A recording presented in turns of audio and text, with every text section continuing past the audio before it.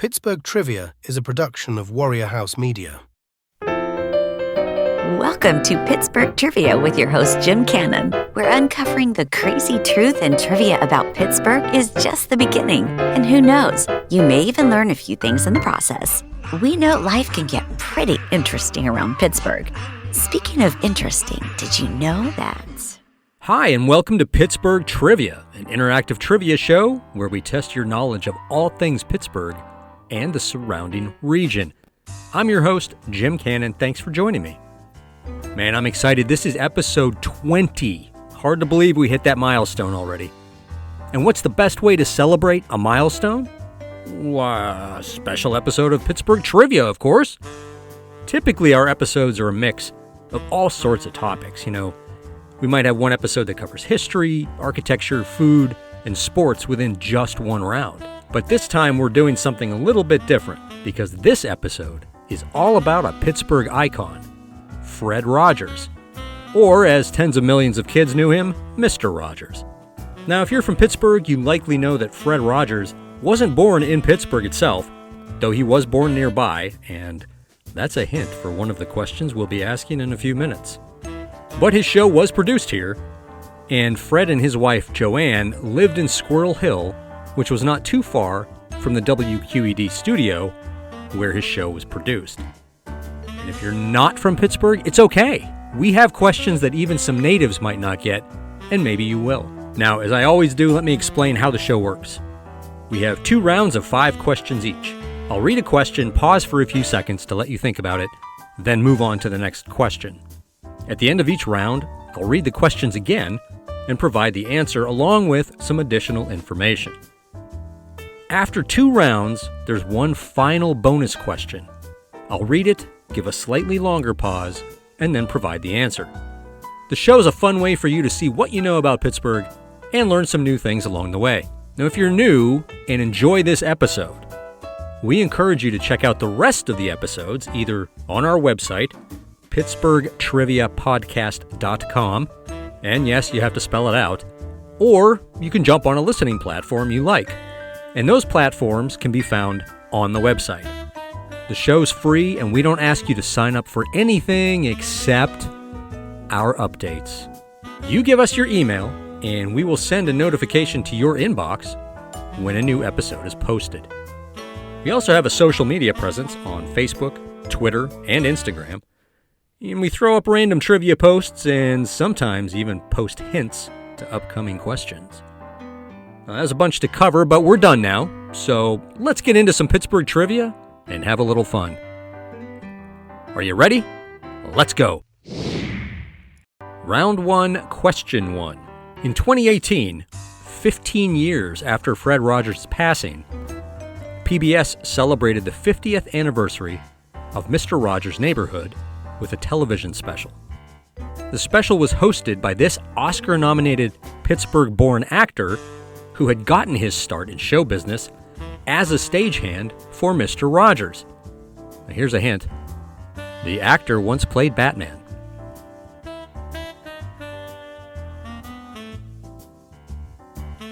Question 2. Keeping in mind that television seasons and calendar years are not the same thing, how many television seasons did Mr. Rogers' Neighborhood run? Was it 22, 31, or 41?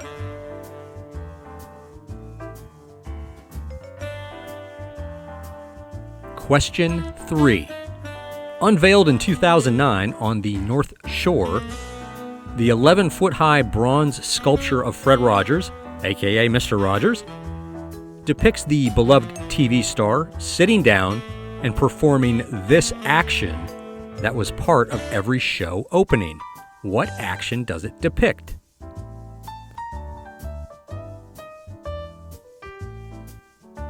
Question 4.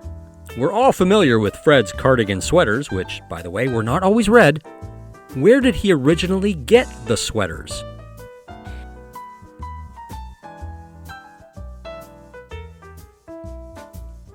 Question 5. Rogers said he once got a letter from a blind girl who asked him to tell the audience or narrate when he was feeding these pets because she was worried about their well-being. What were the pets?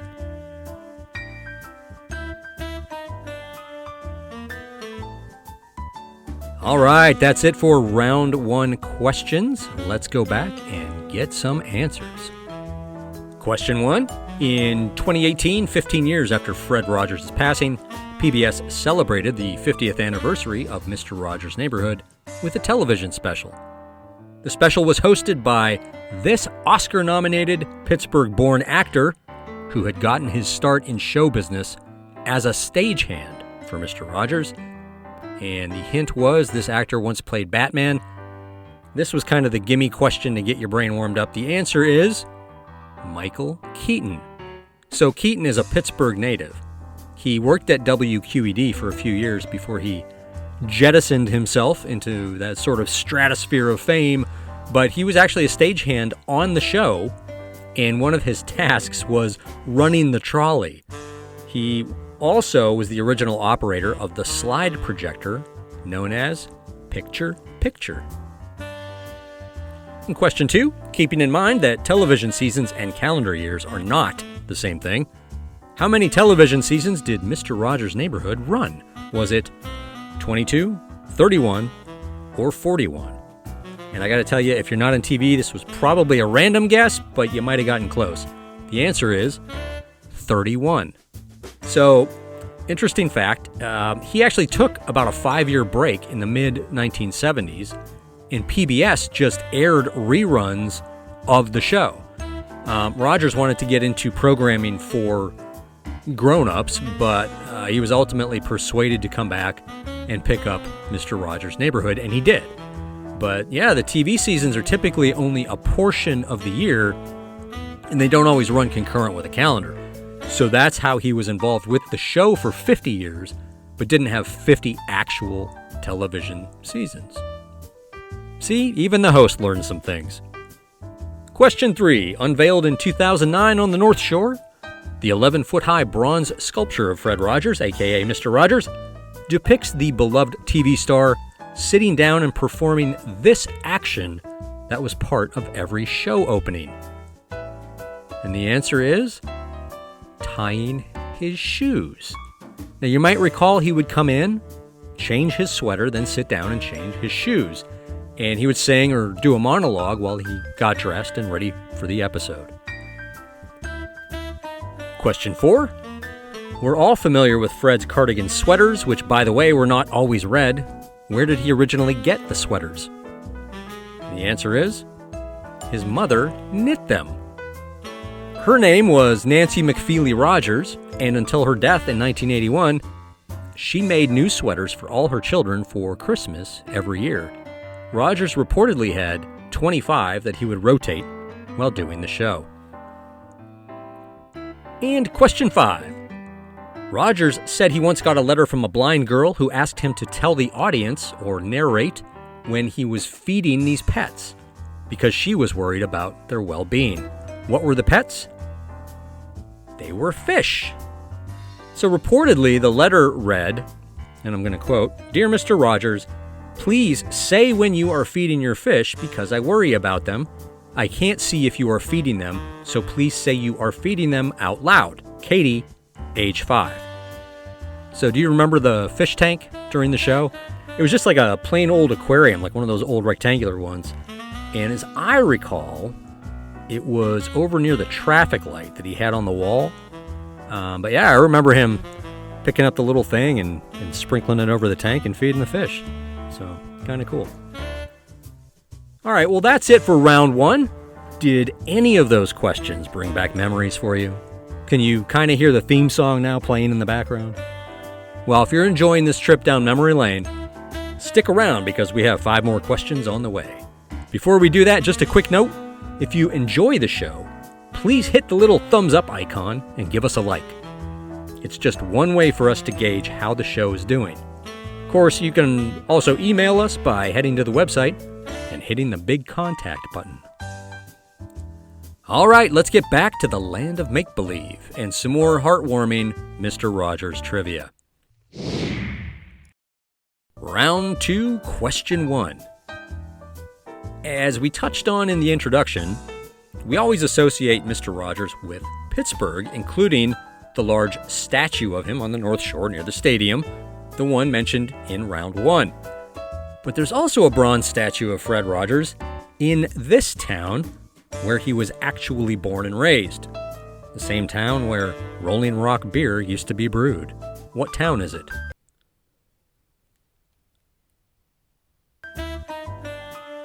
And question 2, this is a multiple choice. In round 1, we mentioned the famous cardigan sweaters, and you probably remember him wearing a certain color more often.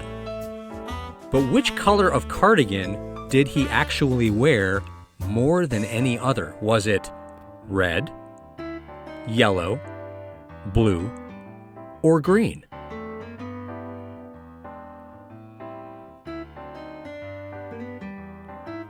Question 3.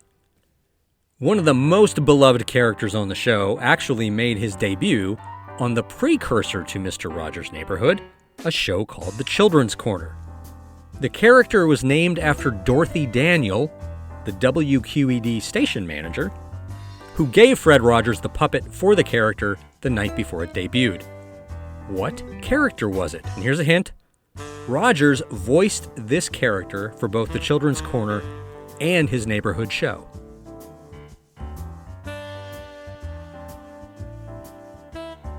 Question 4. All right, this is a question in honor of my mother. So here we go. In 1955, while working on a show called The Children's Corner at WQED, Fred began taking classes at the Pittsburgh Theological Seminary. He graduated 8 years later and became an ordained minister in what religion?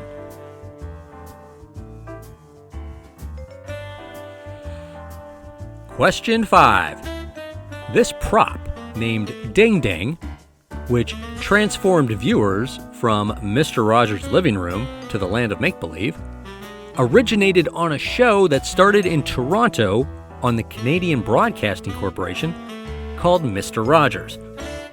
What was the prop?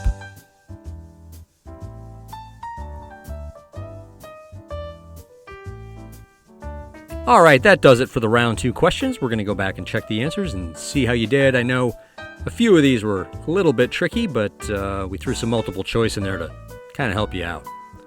Question 1. As we touched on in the introduction, we always associate Mr. Rogers with Pittsburgh, including the large statue of him on the North Shore.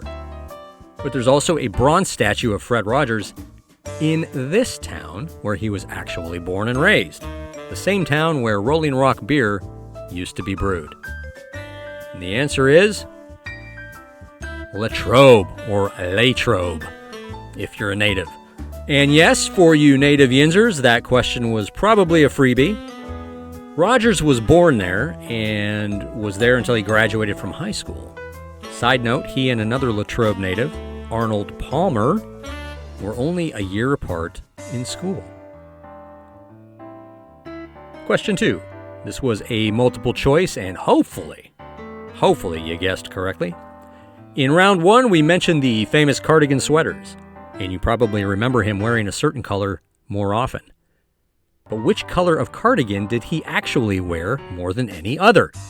Was it red, yellow, blue, or green? The answer? Well, this is tricky because it's likely everybody remembers red. But, and this was a surprise for me too, so don't feel bad, he actually wore green more than any other color. And it might have had something to do with him being colorblind. See, that creative master, the man who lit up the world, could not distinguish red from green. And question 3, one of the most beloved characters on the show made his debut on the precursor to Mr. Rogers' Neighborhood, a show called The Children's Corner. The character was named after Dorothy Daniel, the WQED station manager, who gave Fred Rogers the puppet for the character the night before it debuted. What character was it? So the hint was in the name. It's Daniel Tiger. So Rogers voiced Daniel Tiger for both the Children's Corner and his neighborhood show. And then he went on, when he did the Mr. Rogers Neighborhood Show, he did the voices for not just Daniel Tiger, but also X the Owl, King Friday the 13th, Lady Elaine Fairchild, and Donkey Hody. Question 4. All right, this was the question I said was in honor of my mother, so if she's listening, she'll understand why. In 1955, while working on a show called The Children's Corner at WQED, Fred Rogers began taking classes at the Pittsburgh Theological Seminary. He graduated 8 years later and became an ordained minister in what religion? The answer?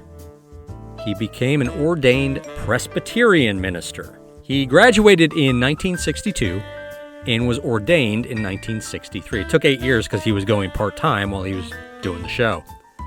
Rogers also had a bachelor's degree in music from Rollins College in Florida. And then after seminary, he started grad school at the University of Pittsburgh, but never obtained that graduate degree. And the last question of this round, question 5.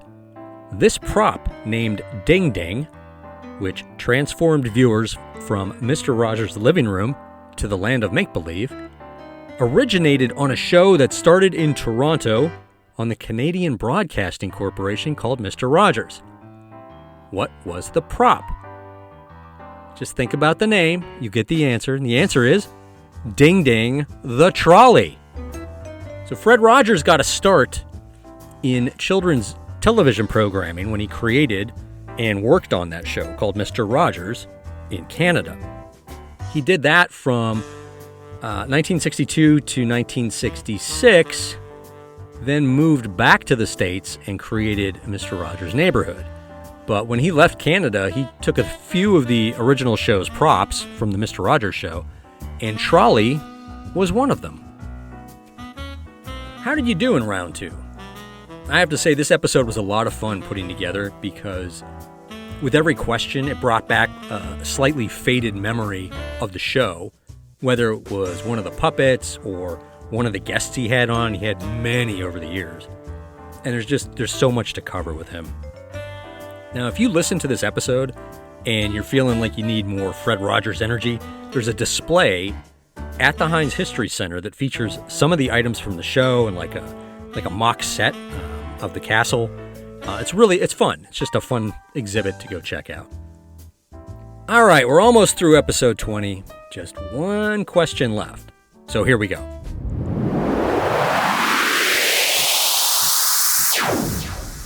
Bonus question. Here's one for you code breakers out there. Now this one's tough, but don't overthink it. You ready? The number combination 143 held two special meanings for Fred Rogers. One was purely physical and one was emotional. Can you name one of the meanings that Fred Rogers assigned to the number combination 143? Again, don't overthink it.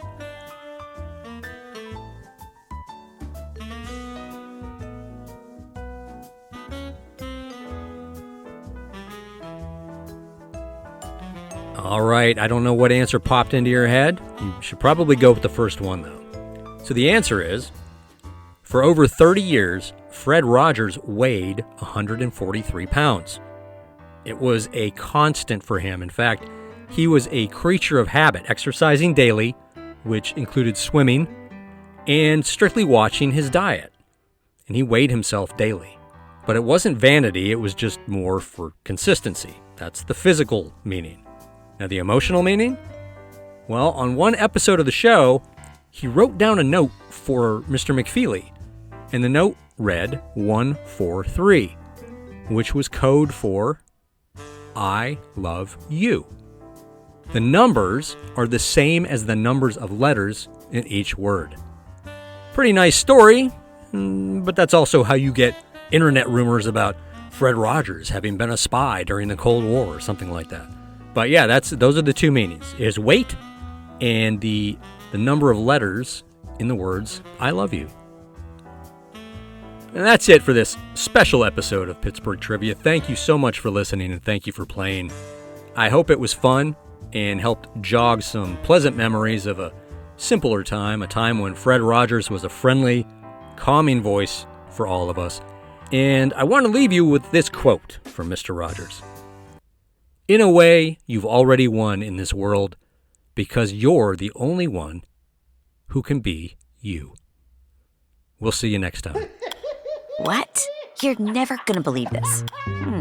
We'll leave that nugget for next time. So if you want more wacky Pittsburgh trivia, be sure to subscribe and we'll invite you back to our next episode. But if you just can't wait, visit our website at pittsburghtriviapodcast.com, where we think Pittsburgh trivia isn't trivial.